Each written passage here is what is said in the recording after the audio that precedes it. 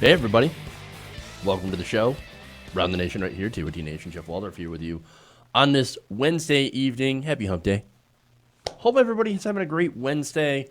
Half the week's over, but we got plenty of news for you guys today, including Bernie Sanders on socialism. So we have that parts of that speech. I want to break some of that down. Well, I mean, you guys probably know what I'm going to say. I enjoyed it immensely, especially the attacks on Donald Trump. So we'll talk about that.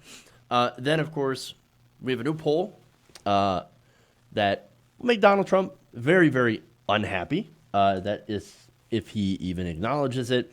We're going to talk about that anyway. Then we have farmers that are starting to slip. Not quite there, but Iowa farmers starting to slip on Donald Trump. We'll talk about that and why. I think you probably already know. Then, of course, if you guys can remember, the Build the Wall campaign has hit another wall. Hilarious. We'll talk about that. Then we have more details about immigrant detentions, what the Trump administration plans to do with an additional at least 1,400 migrant children, where they'll be housed, and it's not good. We've got that.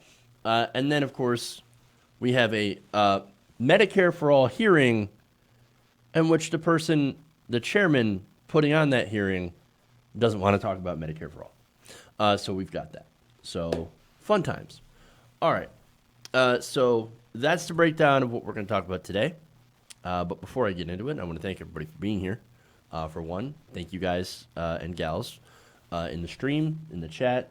Thank you on YouTube, on Facebook. I don't really see anybody. But if you were there or if you pop in, thank you for watching. Please like and share the stream if you haven't already. Helps out greatly. I want to thank patrons, patreon.com/TYTNation. I want to thank Chris Wilson, Melvin Gutierrez, Ain Safur, 99999. Anyway, there's an extra 9 on there. Dwayne Godfrey, Jim Green, Margaret Maxwell, and Andre. Just Andre. Awesome. Thank you guys and gals for supporting independent progressive media. You want to sign up to support us, patreon.com/TYTNation. Obviously, that helps to go and support independent progressive media. We do not benefit from TYT memberships on this show. That is strictly for the main show only. We're an affiliate. We're a network partner. So we don't get any TYT funding, any additional funding. It all comes from you guys and advertisements. And so, as well as, we sell merchandise as well. And you can find the link to our Teespring in the description box in this video if you're interested in buying some of our merchandise. Which, look, I'd have to say it's pretty cool. I own the TYT Nation mug, and I want to get a couple of those shirts. So, you want to support the show, you can do that too. All right. That said, I think we should probably go. Well, before we get into the Bernie story, I just want to talk about Hickenlooper for a second. Who? Hicken who? Exactly. After Bernie Sanders posts anything on social media, his social media team were like, John Hickenlooper was like, oh yeah, we didn't have to do that with socialism. Oh my God.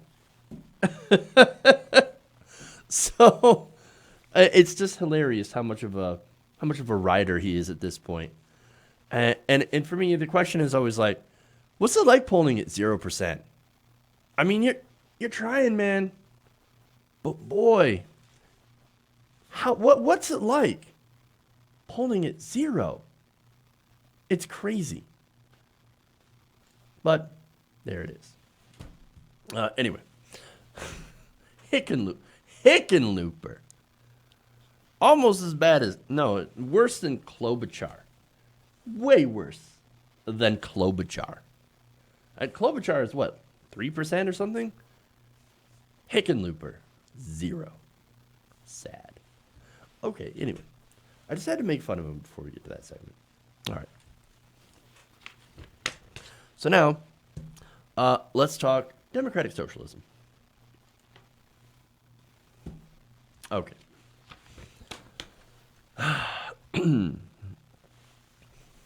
Now, earlier today, Senator Bernie Sanders, who's running for the Democratic nomination, made a landmark speech about his vision for America.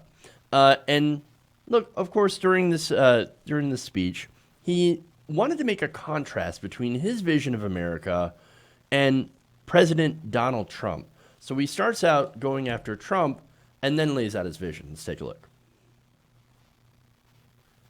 Today, we have a demagogue in the White House who, for cheap political gain, is attempting to deflect the attention of the American people away from the real crises that we face, and instead is doing what demagogues always do, and that is to divide people up and legislate hatred. This is a president who supports brutal family separations, border walls, Muslim bans, anti-LGBT policies, deportations, and voter suppression. It is my very strong belief that the United States must reject that path of hatred and divisiveness and instead find the moral conviction to choose a different path, a higher path, a path of compassion, justice, and love.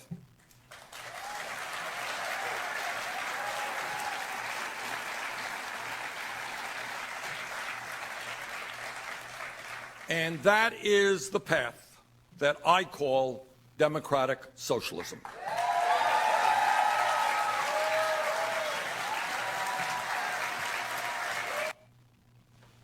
All right, so look, already, it sounds great, right?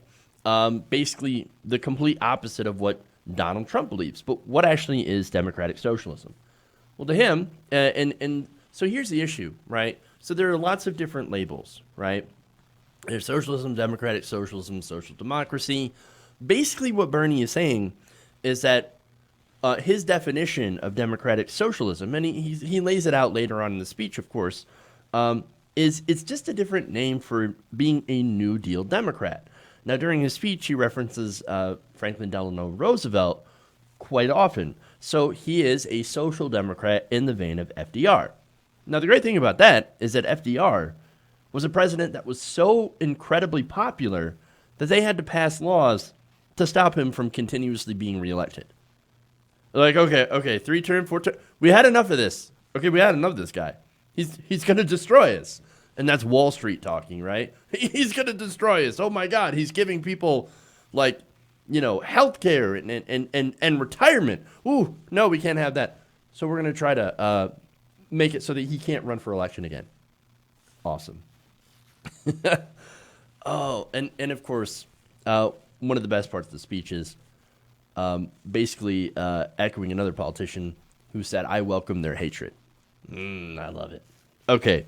But anyway, look, again, progressives in history, they brought us things like Social Security and Medicare, and even a second economic Bill of Rights, or at least that's what they were working on.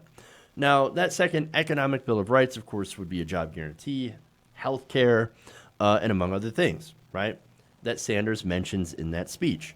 Now, Sanders also said that he wants every man, woman, and child in our country to have health care through Medicare for all, an education, free college, a decent job guarantee, affordable housing, etc., a secure retirement, and to be able to live in a clean environment, which is a Green New Deal.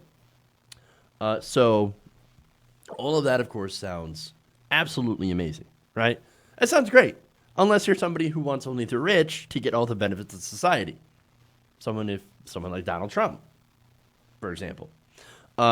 Trump has repeatedly criticized Bernie Sanders, calls him crazy Bernie. I know it's so crazy to want everybody to have health care. Of course, then again, if you talk to some of the Democrats, some of the right-wing Democrats, like John Delaney and John Hickenlooper, I think it is. I don't know. He's some guy polling at 0%. And they'll tell you, oh, that's socialism. That's terrible.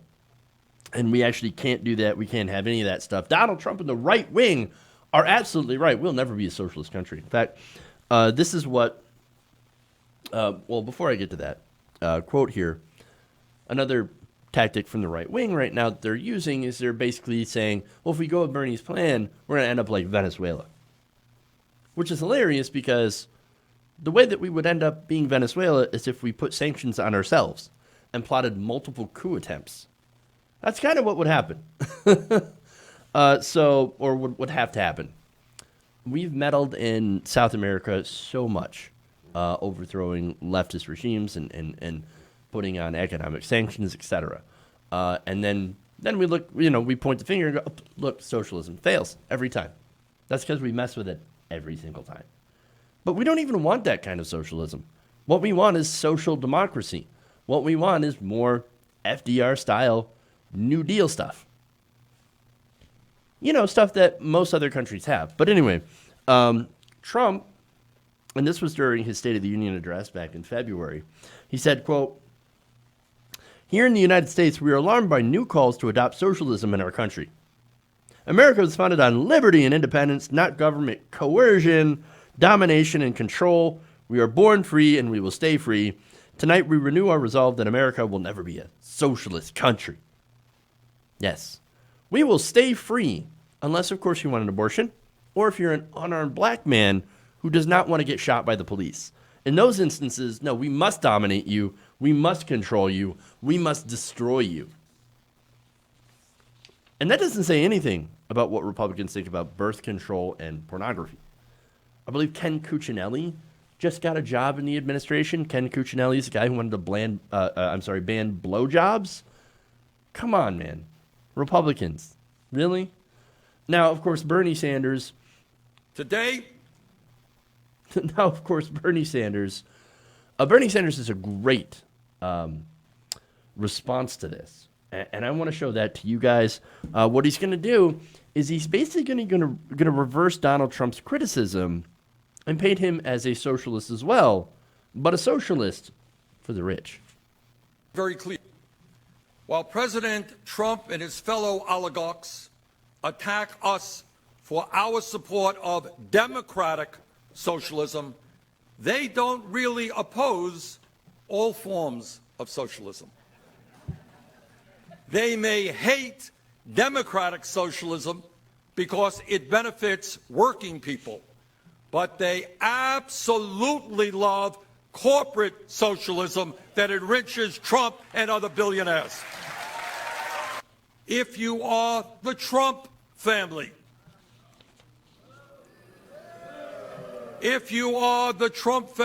you got $885 million worth of tax breaks and subsidies for your family's housing empire that was built on racial discrimination. When Trump screams socialism, all of his hypocrisy will not be lost on the American people. Americans will know that he is attacking all that we take for granted, from Social Security to Medicare to veterans' health care to roads and bridges to public schools to national parks to clean water and clean air. When Trump attacks socialism, I am reminded again of what Dr. Martin Luther King Jr. said, and I quote, "This country has socialism for the rich, rugged individualism for the poor," end quote. And then afterwards, of course, he says, Donald Trump and the Republicans, they are corporate socialists. I love it. And I love, of course, how he takes the example of Donald Trump. And he mentioned big business as well. Not in that video, but if you watch the stream, he does mention a lot of the big businesses like fossil fuels that get gigantic subsidies, telecommunications companies, which are infrastructure we built with tax money that they use and profit from, and all that stuff. The scientific research that goes into creating new drugs that's funded by us, and all that stuff. These private corporations gain from that socialism. And Bernie Sanders takes all those examples, He says, well, you want to talk socialism? That's social. This is corporate socialism. He throws it right back in their face, and I absolutely love it. And then he points out that, look, I'm for the kind of socialism that helps people. You're the type that likes the socialism that goes to the rich. And that's what's really important. And that's the difference. Of course we have government spending that affects two different types of people, right? We have the government spending that helps big business in the form of subsidies. And we have the type of government spending in like programs, for example, welfare programs, food stamps, and things like that. And it kind of goes back to the two Santas thing. And I mentioned this a long time ago, right? But it's basically Republicans were tired of Democrats giving things to people that people want. So they said, okay, well, here's what we're going to do. We're also going to be the Santa, but we're going to cloak it behind fiscal responsibility. And we're going to sell this lie that giving tax cuts, which again is another gift, right? Tax cuts for the middle class. We're also going to put the rich in there, of course, as well. And we're going to say, oh, no, don't worry. That's a freebie. That doesn't cost us anything. So we can keep passing out these tax cuts like they're candy. Now, the effect of that, of course, is that whenever Democrats try to do anything, Republicans scream, how are you going to pay for it? Well, you can't afford that. How are you going to afford to give out these gifts? And unfortunately, the Democrats of today and of the last 30 years are like, oh, my God, they're right. The Republicans are right. We just can't afford to do these things that the people actually want. Things like Medicare for All, which polls at 77%.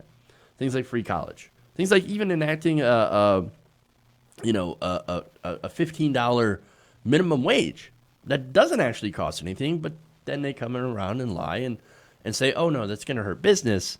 And then you have these right-wing corporate Democrats that agree and say, absolutely, the right wing is always correct. That's what they do. That's what they do. And that's why I get so mad, by the way, at a lot of the corporate Democrats, is because they point to the right wing and say, those guys, they're correct on everything. Well, why be a Democrat at all? Well, I mean, even though the right is right about everything, I just have different opinions. Okay, what are your opinions? Well, low taxes on the rich and less regulation, but slightly more regulation, and every once in a while they'll throw a bone to the poor. Wow. So inspirational, and you wonder why people don't want to vote for corporate Democrats. Look, again, the difference here is that Bernie Sanders actually wants to do things that help people, and not just incrementalist policy, but actually big, bold policy, and things that are also incredibly popular. And that is the difference. Well, Donald Trump, of course, uses a fake populism, demagoguery to get people angry, but continue to do the same kind of wealth redistribution from the working class and the middle class and the poor to the top. Corporate socialism. And it's perfect. And by the way, democratic socialism, I can't believe I have to remind people of this, but it's not Venezuela. It's doing what the rest of the world already does. But in the case of America, I think we can do it better. Sanders' bill, Medicare for All, actually is better and would be the gold standard, would be better than any other country's healthcare system. It would be more generous than Canada's and offer more benefits while costing us about $2 trillion, at least $2 trillion less over the next 10 years.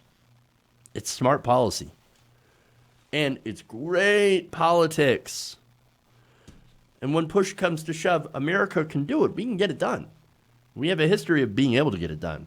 And I say that because at one point we were the model of the world because we did get this stuff done. We taxed the rich at 90%. We used money to build the interstate highway, created Medicare and Social Security. We went to the freaking moon. These are not private companies that did this. This wasn't the rich. No, this is the government. This was all of us pooling our resources to help each other and to advance science and to advance technology. We did that once. We can do it again. And you know what? Climate change is right. It's pretty much the perfect opportunity to become the leader again. And guess who has a plan for that? Bernie Sanders. Let's do this, America. Let's elect Bernie.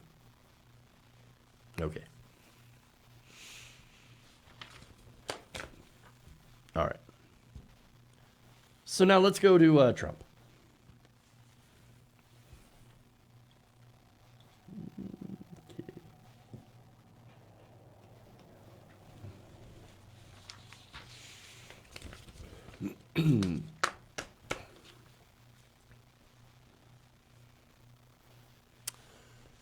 Now, there's a new poll out that is pretty disastrous for President Donald Trump.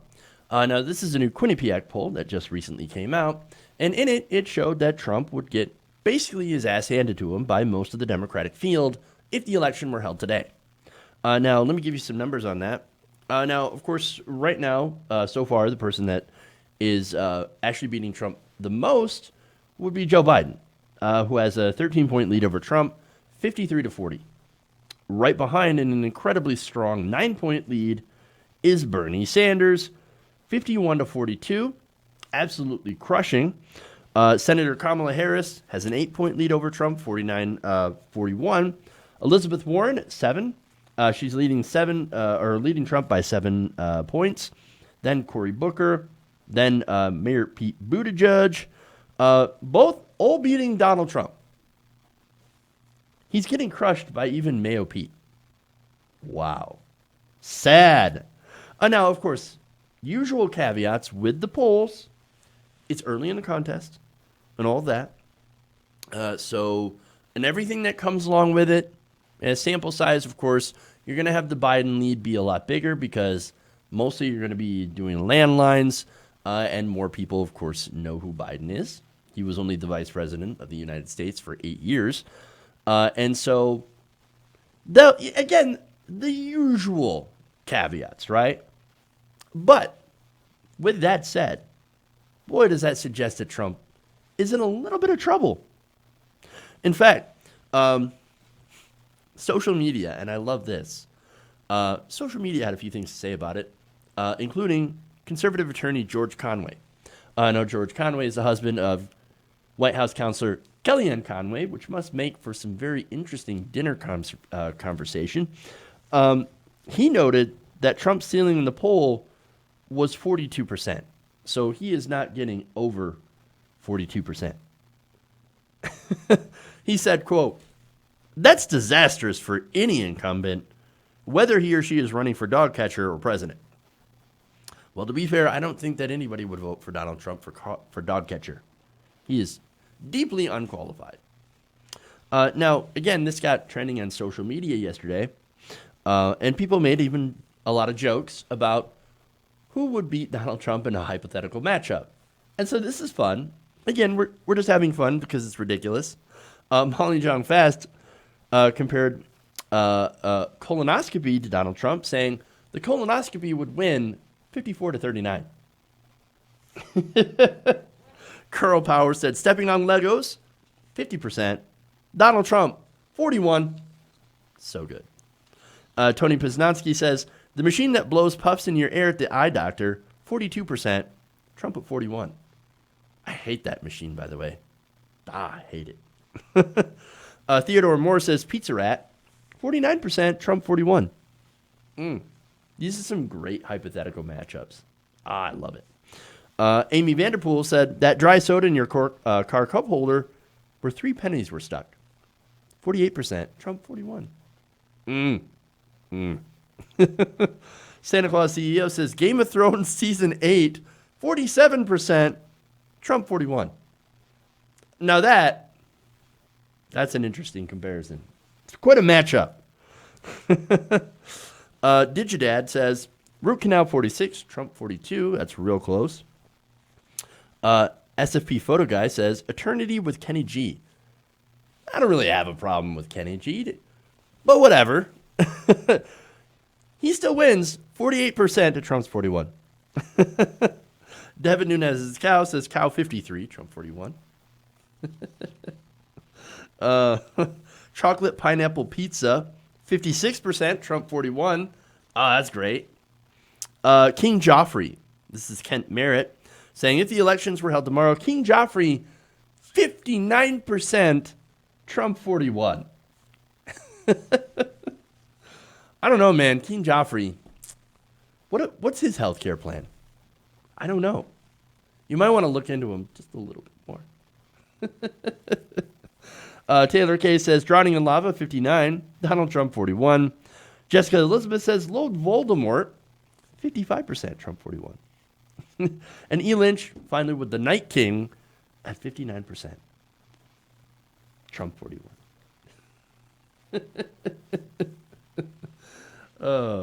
Look, again, that's fun, right? But remember, if we even if we continue to see the polls like this, we should not get complacent. I mean, and that's something that I think we should really be considerate about. Again, the Clinton team was, very complacent. They thought, oh no, this is going to be so easy. Here, we're going to elevate Donald Trump, using the Pied Piper strategy, get him featured on all the media, and then he'll just self-destruct. And then we'll swoop in, easy peasy. It's going to be Madam President all the way. Well, we know how that whole thing turned out. It did not turn out well. And I do not think we need a repeat of 2016. So what's important is, guys, make sure to register, make sure to vote, get involved, volunteer, especially now since we're in the middle of a primary. You get in there, you support the candidate. I'm in favor of Bernie Sanders. Whatever candidate you decide, that's fine. You want to go with Warren, want to go with Tulsi, that's fine. Whatever you want to do, just get out there and get involved and never grow complacent, because politics, you have to stay involved and you have to stay on top of things if you're ever going to get the kind of change and see the kind of country that you want. And besides, if you're not involved, someone else will be, and that someone may not agree with you. So, anyway, make sure to do that so that we can send Donald Trump back to his gaudy resort in 2020, or, maybe prison. That'd be fine, too. Okay.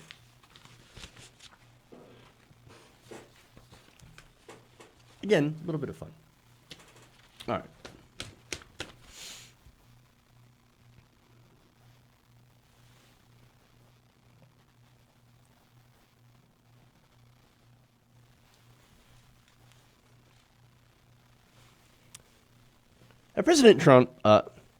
President Donald Trump did something that I never thought a elite, wealthy New York businessman would ever do, and that's win over farmers in the heartland. Again, I still don't understand it to this day. And for now, despite his disastrous trade war with China, many of those people are still actually sticking with him. And that's an amazing story. Now, for that, I go to Bloomberg, right? Now, Bloomberg News sent some reporters out to speak to Trump voting farmers like Scott Henry. Now, Scott Henry is an Iowa soybean farmer, right? So he's one of the people that's obviously getting impacted heavily through Donald Trump's trade war. Now, apparently, according to these reporters, people like Scott are still with Donald Trump, despite admitting that he and his fellow farmers are both tired and frustrated by the president's trade wars, which he has described as, quote, hard to watch. Well, yeah, I mean, it's going to be hard to watch someone who has no idea what they're doing basically destroy your livelihood. That can't be fun with his ridiculous trade wars. Nonetheless, Henry's going to stick by Trump, and he likes the president's pledge to fight for the forgotten people in rural America. He says, quote, my support for President Trump is very strained right now. Very strained. Interesting. Look, is he going to fight for forgotten people? No, of course not. He's not fighting for it unless your billionaires are forgotten. Then he absolutely fought for you when he got those giant $1.5 trillion in tax cuts passed. Look, it's super clear that he either has no idea what he's doing or he's just benefiting himself, which I think is both, actually. It's clear that it's both. He's an idiot And he's also selfish. Even so, Leland Strum, who's former chairman of the Farm Credit Administration Board, he tells Bloomberg that rural Americans are not abandoning Trump because they believe he's at least trying to stop their communities from falling into further economic decay. He's trying, guys. He's trying. He's trying really, really hard. No, he's not. He does 8 hours of executive time a day. And then he goes out and he campaigns. He does campaign rallies and doesn't actually work. He's a one-pager kind of guy. He is not out there working for you. He doesn't even read policy. Not at all. He doesn't have a budget out for 2019. He just doesn't. I'm pretty sure he's never... What, budget? What? No, I'm going to go watch it Fox and Friends, and I'm going to eat some hamburgers. That's what I'm going to do. He's failing, and he's a moron. He doesn't care about farmers. Get it through your heads. He doesn't care about you. He is the very thing that you said you hated. He is a coastal elite who says, I'm more elite than the elites. How can you believe him when he says things? How can you believe him? But I'm going to go back to Strum here, who explained, quote, rural America has been in decline for 4 decades, and I think rural residents are willing to ride this out with the hope that it can bring back some manufacturing. No, man. No. He can't. Look, he can't bring back manufacturing, and that's a fallacy, right? When any president says, no, don't worry, I can bring back these jobs overseas. No, that's a lie. They can't do it. They're making promises that they can't do. And why do I say that, right? It's because we have a global economy, right? And right now, you have companies like, countries like Vietnam and Bangladesh that have no regulations, no rules, incredibly low pay, and you have companies that just go overseas. Tariffs aren't working, right? Because they pass down the cost to the consumer. There's really not a whole lot you can do, except maybe go after the companies themselves. But then again, those companies will still pass down the cost to the consumer. So what do? And as long as those conditions are present in those other countries that make it cheaper for these companies to manufacture there and make more profit, which, by the way, they have illegal responsibility to maximize profit for their shareholders, they're going to continue to move their companies offshore. Doesn't matter how many tax cuts you give them. Doesn't matter how many tax breaks you give them or subsidies. They're going to go where it's cheaper.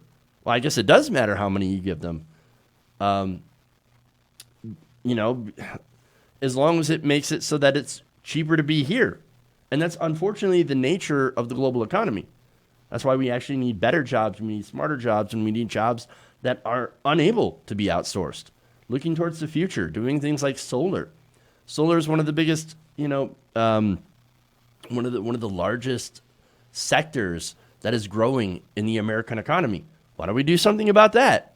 No, Donald Trump says, I'm not going to do anything about that, which, by the way, it could bring even more manufacturing jobs into the United States. Instead, we've given that over to China. And so now China's manufacturing all the solar panels, and we've actually made it more expensive to get solar here in America.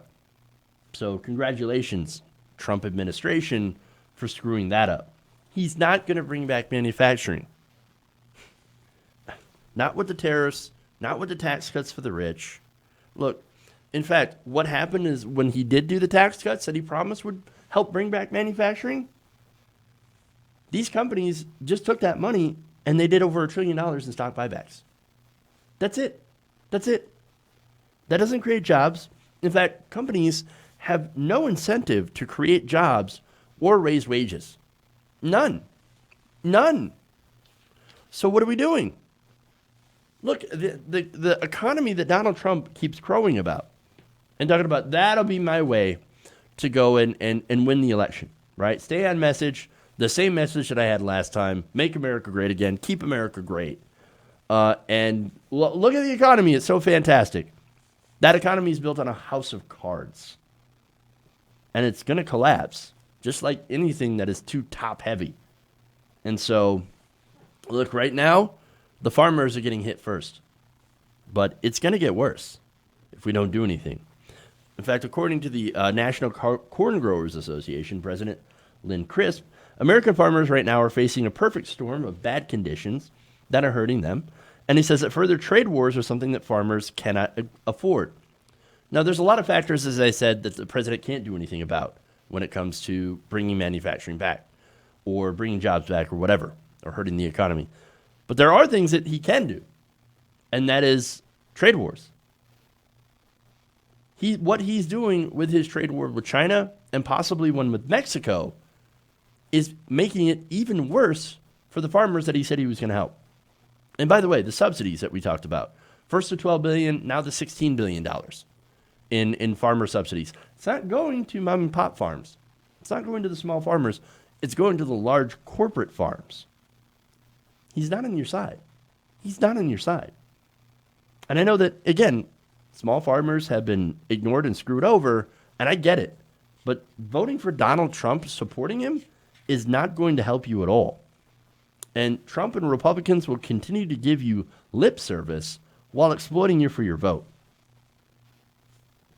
You can't continue to do the same thing and vote for the same kind of policies that have continued, the status quo. Donald Trump's not going to save your farm. He's going to continue to prop up those large corporate farmers and large corporations, because helping corporate America also helps himself. And at the end of the day, that's all that Trump cares for. Okay. I'm going to take a break. We'll come back. We have Build the Wall. Hits a snag. So we'll come back. We'll do that story. Plus immigration. And then the Democrats against Medicare for all. So we'll get that story, save that for last. All right. Please like and share the stream if you haven't already. And we'll be back in a couple minutes around the nation.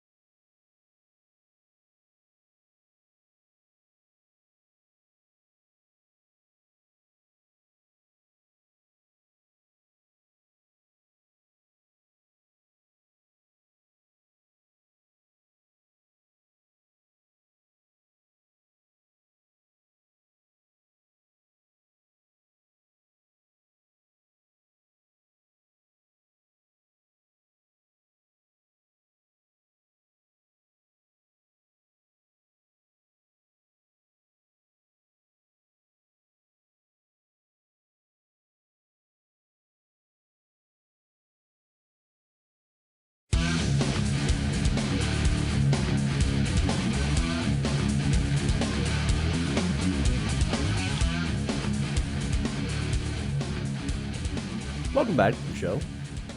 Around the Nation right here. Jeff Waldorf here with you. I have some comments here, member comments. Sarge Tech says, corporate farmer socialism, little family farm can just dry up and blow away like in the Dust Bowl.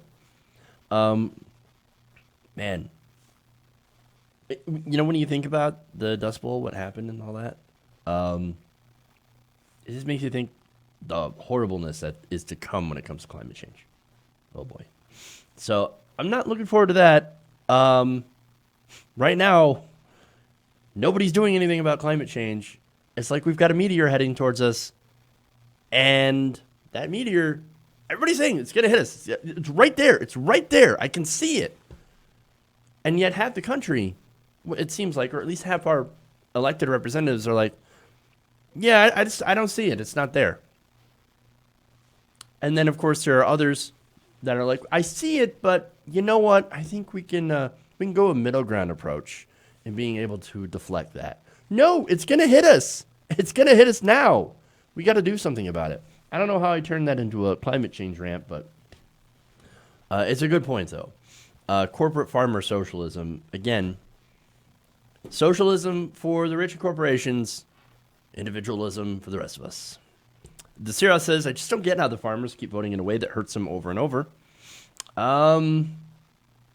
Cognitive dissonance, maybe?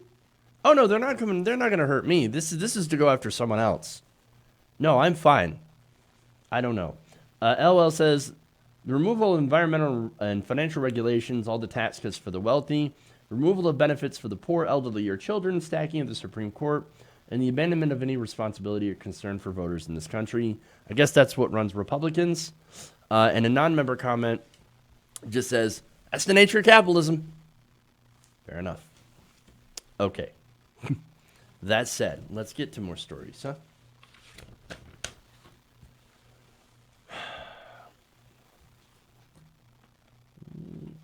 Okay. Switch that. Okay. Now, the organizers of the crowd-funded Build the Wall campaign have hit another snag. Now, officials have apparently ordered, according to BuzzFeed News, a privately funded section of the wall on the U.S.-Mexico border to keep its gate open indefinitely. Which, of course, that would defeat the whole purpose of a wall. Then again, you could just go around it because it's not that big. Just go around the wall. But you don't even have to do that because the gate is still wide open. Now, apparently, this is over a failure to obtain required permits. Because, of course. Now, BuzzFeed reports, the International Boundary and Water Commission, which oversees waterway issues between the U.S. and Mexico, said the organizers of We Build the Wall, which raised more than $23 million, a tiny, tiny, tiny infinitesimal fraction of what it would need to actually build an entire border wall, not to mention you would need to use both private and public land, which they have not gotten permission to use, had not obtained permission to build on this stretch of land. Of course. Permission? What kind of communism is this? I don't need no permission. Well, it turns out, nope, you actually do need permission. You can't just start building stuff on other people's land. You can't do that. Now, the half-mile barrier on the border near Sunland Park, New Mexico, restricts access to a public monument and waterways, according to the IBWC. Turns out you cannot block federal waterways in a public monument. You'd think they would have known this, but again, these are people that are trying to build a border wall. They're not very smart. They think a border wall is going to keep out undocumented immigrants. Newsflash. Most of the undocumented immigrants in this country overstayed their visas. Oops. Can't put a wall around that. But anyway, again, federal land, that's our land as taxpayers, of course. It's owned by the taxpayers, operated by the government, and you as an individual can't just build whatever you want, when you want, without getting some sort of approval. It doesn't work like that. And again, Mr. Colfage, Brian Colfage, who started this project, did not get any of that approval. In fact, this is IBWC spokesperson Lori Kuzmansky telling BuzzFeed News, quote, "They think they could build now and ask questions later. That's not how it works," which is obvious. I mean, look, this is right-wing privilege in action. They think they can do whatever they want without any recourse. That the laws don't apply to them at all. I mean, again, what they're trying to do, their whole goal is to build a wall that will bar asylum seekers from coming over the border. That actually should also be unlawful. That is unlawful. That's more unlawful than overstaying your visa. Why? Because barring asylum seekers is against international law.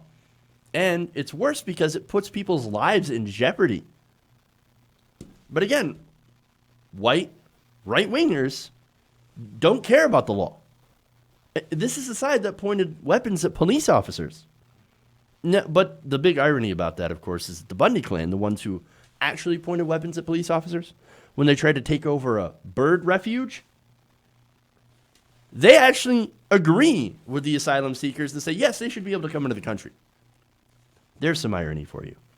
Now, of course, Kolfage is not happy about this, and he has accused the IBWC of overstepping DHS and national security experts by keeping that gate open. Who are you, dude? In a statement to The Hill, Kolfage wrote that BuzzFeed writes lies. Fun. "I would not cite anything in the report. The issue is about to be fully resolved in our favor." Sure, Brian. Sure.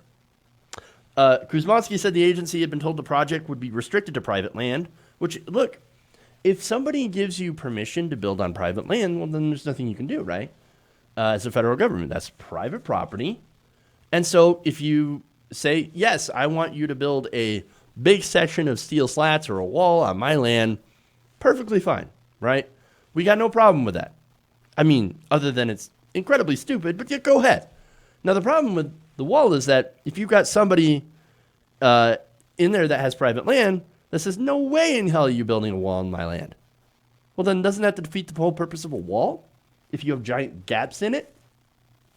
It makes no sense. Something tells me they didn't think this through. But getting back to the permits here, Kuzmansky, as I said before, said the project would be restricted to private land before organizers submitted a letter with, quote, a couple of drawings requesting permission to build the gate across federal property. So they just drew a couple of pictures and said, we want to build that. Can you give us the authorization? Isn't that not hilariously stupid? I mean, they even said this was not a complete application packet. It was a couple of ridiculous drawings. And yet, they turned it in and they said, okay, we're good. We're good. Without authorization, a construction crew had poured a cement slab on federal land and had shut the gate upon completion. In which Kuzmansky said, quote, you don't just come onto our property and build first. And now they, of course, prop that gate open until, I don't know, maybe they get the proper authorization. I don't know. But here's the thing, right? Imagine if this was a left-wing group that instead of building a wall, maybe wanted to build a memorial for victims of police shootings on federal land. Now, for one, of course, they'd never just come in and start building it. And if they did, very likely they'd get punished immediately and harshly.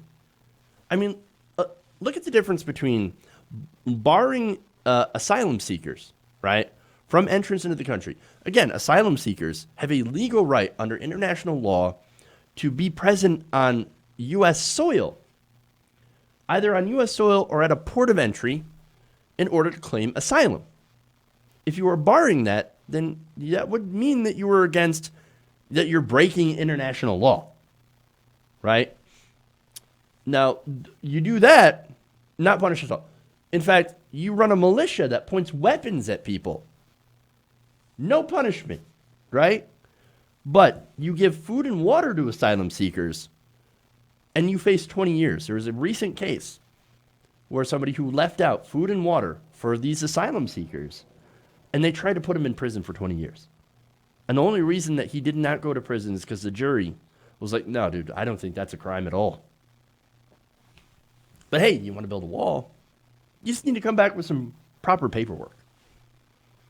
This is right-wing privilege. Amazing.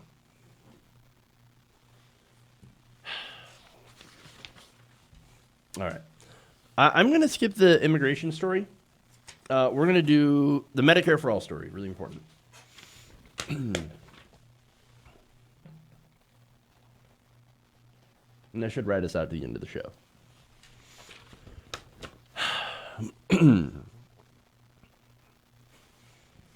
Now, early this morning, the House Ways and Means Committee had a hearing on Medicare for All. That is the single-payer health care put forward by Bernie Sanders, backed by Pramila Jayapal. A lot of progressives are in favor, which would basically create a government insurance program that would cover every single man, woman, and child in the country and do it for a lot cheaper. So, look, that's a good plan. I'm in favor of that plan.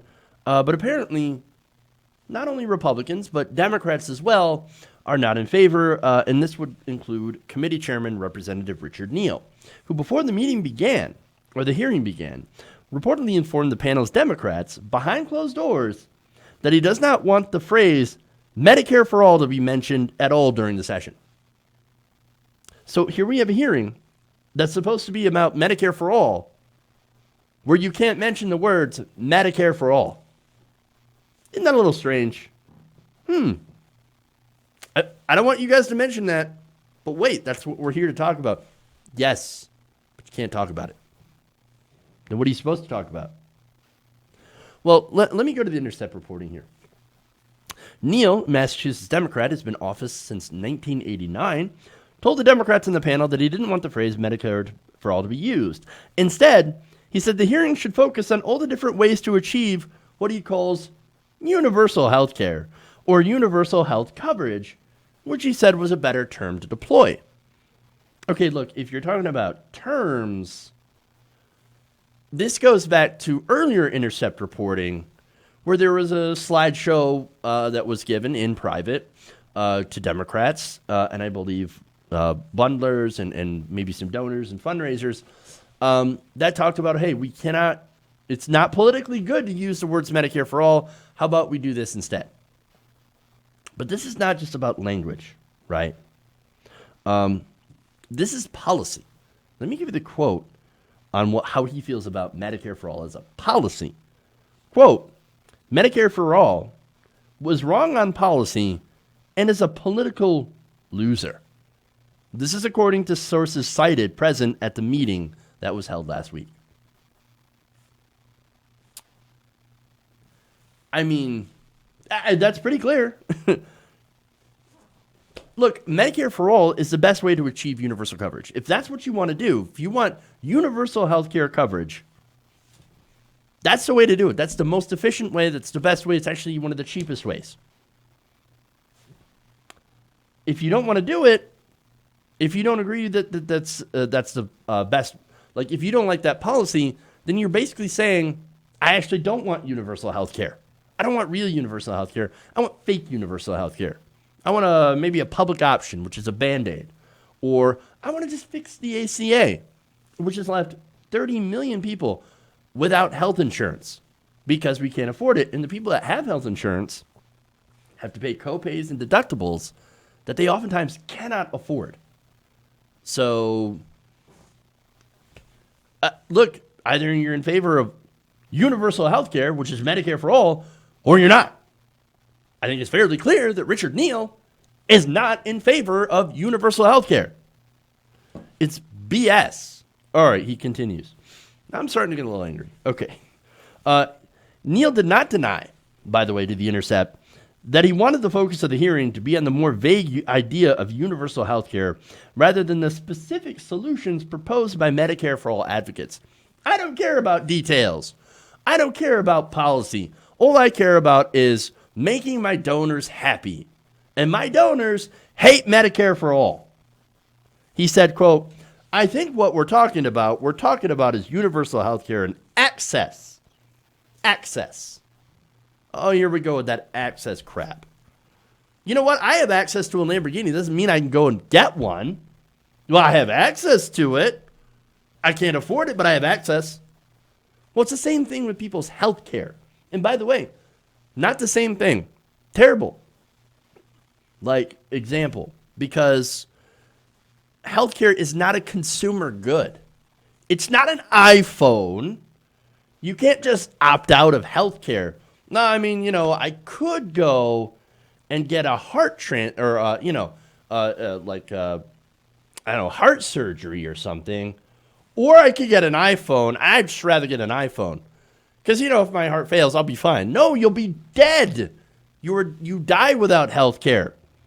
You die without things like insulin. Healthcare is basically the most important thing that you can have. I guess aside from breathable air, drinkable water, and food, it's a human right. It's a human right. And you shouldn't have to have access to human rights. It's a human right, which means you get it. But he says, quote, "That's the emphasis. So we have not ruled anything out or anything in." You just ruled Medicare for All out.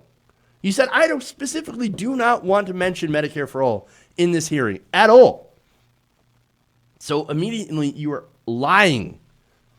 You were lying. You were lying.